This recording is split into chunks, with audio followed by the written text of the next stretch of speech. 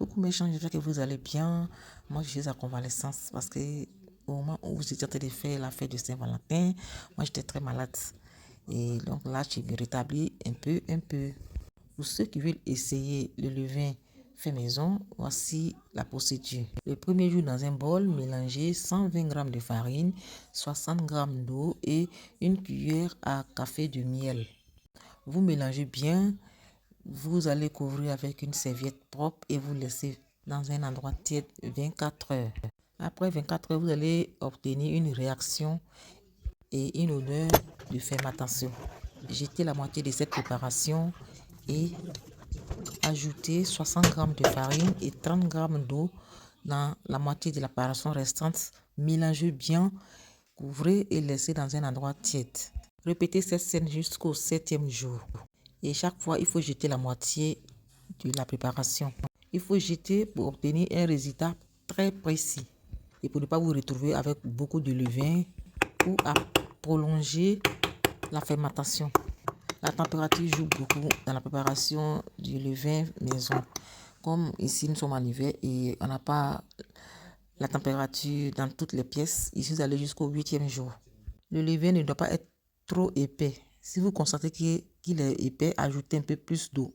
Comme je disais, je n'avais pas la température idéale dans toutes les pièces. J'ai dû laisser ma préparation devant le cheminée. Le levain, c'est la levure naturelle que je vais utiliser pour faire du pain, des brioches, des beignets. Le problème avec moi, je ne sais pas si j'aurai le réflexe de le nourrir tous les jours. Pour le moment, je suis contente de l'avoir. Là, c'était l'avant-dernier jour, j'ai changé de bocal pour être sûr qu'il allait tripler de volume. Le lendemain, j'ai constaté une importante évolution. Il a triplé de volume. Mais le test de flottaison n'avait pas réussi. Alors, j'ai relancé avec encore 60 g de farine et 30 g d'eau. Là, c'était pour le 8e jour. J'en avais marre, mais je n'ai pas laissé. Et au bout du 8e jour, le levain a réagi. Voilà.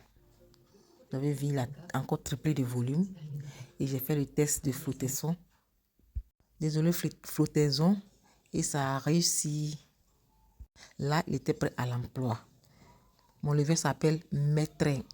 Le Maîtrin. Et là, comme il dégouline, il a de la force. Je vais l'utiliser pour réaliser du pain et de la brioche. Et ensuite, je vais conserver le reste au réfrigérateur. Il paraît que le levain donne meilleur goût. Je vais tester et je vous en dirai plus. Si vous avez trop de levain, vous pouvez aussi le déshydrater.